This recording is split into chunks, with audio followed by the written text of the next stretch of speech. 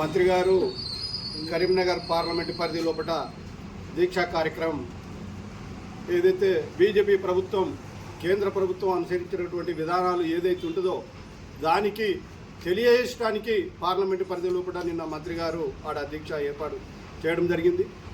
మరి దాన్ని పురస్కరించుకొని బీజేపీ మరి జిల్లా ఇప్పుడు ఉపాధ్యక్షుడు మరియు ఇక్కడ ఉన్నటువంటి ఈ ప్రాంతానికి సంబంధించినటువంటి బీజేపీ నాయకులందరూ మరి నిన్న హుస్నాబాదులో దీక్ష చేయవలసిన పని ఏమున్నది అనేటువంటిది వాళ్ళు నిన్న ప్రెస్ మీట్ పెట్టడం జరిగింది.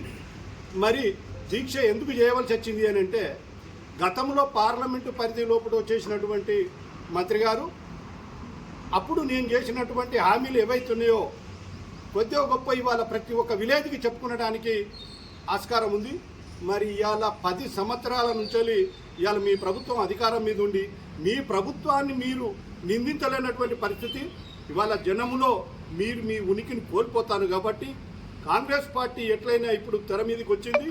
ఇప్పుడు కాంగ్రెస్ పార్టీని ఎట్లయితే మనం డౌన్ చేయాలనే ఆలోచన మీదకి మీరు నిన్న దీక్షా కార్యక్రమాన్ని ఉదాహరణకు తీసుకొని మీరు పెట్టడం జరిగింది. మరి గతంలో చేసింది పార్లమెంటు మెంబర్గా ఉండి డెవలప్మెంట్ చేసినటువంటి కారణాలు ఎన్ని ఉన్నాయి. మరి దాన్ని పురస్కరించుకొని 10 సంవత్సరాలుగా మీ ప్రభుత్వం ఉంది. మీరు 5 సంవత్సరాలుగా పార్లమెంటు సభ్యునిగా ఉండి మరి ఉన్నటువంటి కరీంనగర్ పార్లమెంటు పరిధి లోపల ఉన్నటువంటి నియోజకవర్గాలు ఏవైతున్నాయో ఏ నియోజకవర్గానికి నువ్వు ఎన్ని పనులు చేసినవో దాన్ని ప్రతి ఒక్క విలేజ్కి పోయి నువ్వు తీసుకునేది ఉంటే పార్లమెంటు సభ్యునిగా నువ్వు అర్హునివా అనర్హునిగా అనేటువంటిది అక్కడ ఉన్నటువంటి ఆ ప్రాంత ప్రజలే తెలియజేస్తారు. మరి ఇవాళ మీ అసమర్థతను కప్పిపుచ్చుకొని ఇవాళ ఏదైతే కాంగ్రెస్ పార్టీ 3 నెలలు ప్రభుత్వం వచ్చి 3 నెలలు కాలేదు. మరి ఇవాళ 6 గ్యారంటీలను అమలు చేసినటువంటి ప్రభుత్వం కాంగ్రెస్ ప్రభుత్వం. మరి గతంలో ఇవాళ 100 సంవత్సరాల చరిత్ర కలిగినటువంటి ప్రభుత్వం కాంగ్రెస్ ప్రభుత్వం. మీరు నిన్న మొన్న రాలేదు. ఒక్క బిడ్డ తల్లి 10 బిడ్డల తండ్రికి 10 పిల్లల కన్నా తల్లికి తినక నేర్పినట్టుగా మీరు ఇవాళ చెప్తా ఉన్నారు. మీ చరిత్ర ఎంత, మీ కథ ఎంత? ఇవాళ మీ ప్రధానమంత్రి ఒక పెన్ను ఖరీదు చూసుకోండి, బూటు ఖరీదు చూసుకోండి. 100 మంది రైతులను ఢిల్లీ లోపల తొక్కిచ్చి చంపిన ఘనత మీ బీజేపీ ప్రభుత్వాన్ని, మీ ప్రధానమంత్రిది. మరి ఆయనను నిందిస్తలేరే?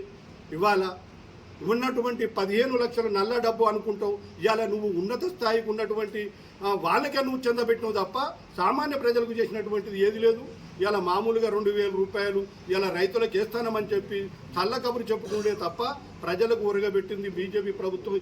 ఈ 10 సంవత్సరాలలో ఉరగబెట్టింది ఎలాంటిది లేదు.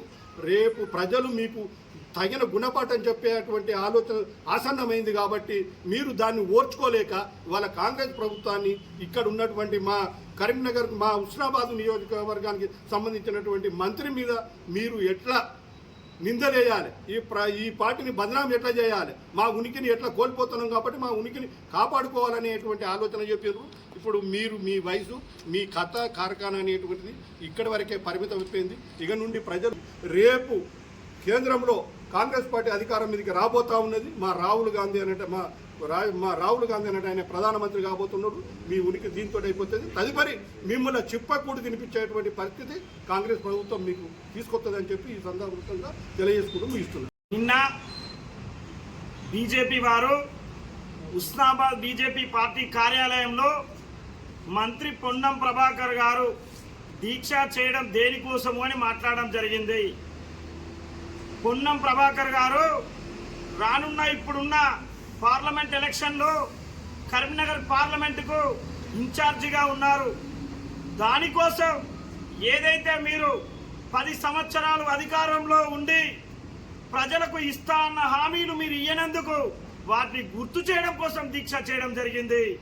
అదొక్కటే కాదు, మీరు ఆనాడు ఏదైతే నల్లధనాన్ని తీసుకొచ్చి పేదవారి అకౌంట్లలో మీరు జన్ ధన్ అకౌంట్ ఓపెన్ చేయండి, ధన్ మీ అకౌంట్లో 15 లక్షల రూపాయలు వేస్తానన్నారు. మీరు 15 లక్షలు వేయలేదు. వాటిని గుర్తు చేయడం కోసం దీక్ష చేయడం జరిగింది. అదొక్కటే కాదు, మీరు ప్రజా సొమ్మును ఆదాని అంబానీ లాంటి వాళ్లకు దోచిపెడుతున్నారు. నీరజ్ మోడీ, లలిత్ మోడీ అలాగే విజయ్ మాల్యా లాంటి వారికి ఎగగొట్టిన అప్పులు మాఫీ చేస్తున్నారు. రైతుల కోసం మీరు ఏం చేసిళ్ళు అని చెప్పడం కోసం, రైతులకు గుర్తు చేయడం కోసం, ప్రజలకు గుర్తు చేయడం కోసం, మిమ్మల్ని అడగడం కోసం దీక్ష చేయడం జరిగింది. అదే కాదు, ఏదైతే తెలంగాణ ఇచ్చిన కాంగ్రెస్ పార్టీ పార్లమెంటు సాక్షిగా తెలంగాణ ఇవ్వడం జరిగింది. మీరు అట్టి తెలంగాణను అవమానపరచడం జరిగింది పార్లమెంటు సాక్షిగా. ఆనాడు బండి సంజయ్ గారు మరి నా తెలంగాణను అవమానపరిచినాం అని చెప్పేసి అడగలేదు మా ఇక్కడున్న పార్లమెంటు మెంబరు. దీనికి ఎంత సిగ్గుపడాలి అని గుర్తు చేయడం కోసం దీక్ష చేయడం జరిగింది.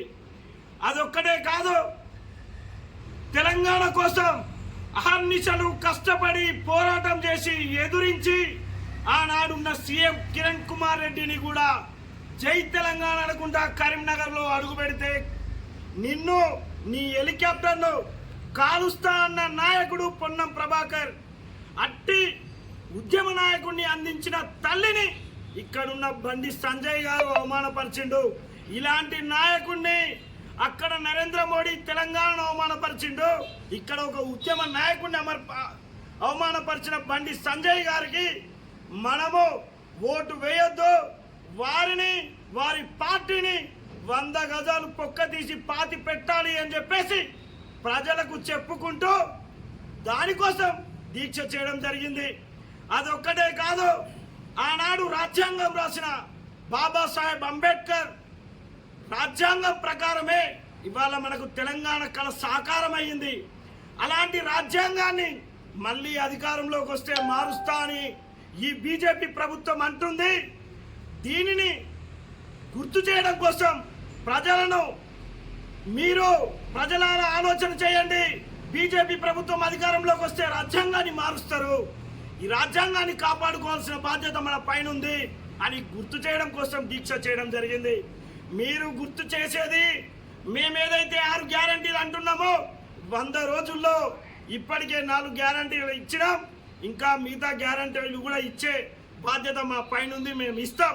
కానీ మీరు 10 సంవత్సరాలలో ఈ ప్రజలని, తెలంగాణ రాష్ట్రాన్ని, కరీంనగర్ పార్లమెంటులో మీరు చేసిన అభివృద్ధి మీద ఓట్లు అడగాలి తప్ప ఎప్పుడు మీరు రాముని పేరు చెప్పుకోవడం, మతాలను, కులాలను విభజించి ఓట్లు అడగడమే తప్ప మీరు చేసిన అభివృద్ధి మీద ఓట్లు అడగాలి అని చెప్పేసి గుర్తు చేయడం కోసం నిన్న దీక్ష చేయడం జరిగింది.